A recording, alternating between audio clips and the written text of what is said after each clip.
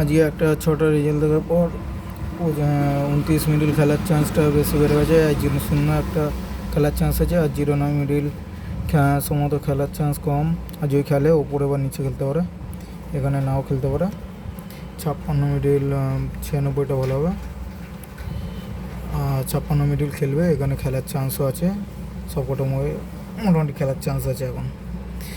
98-2-0 আর 8টা বেশি ভালো হবে।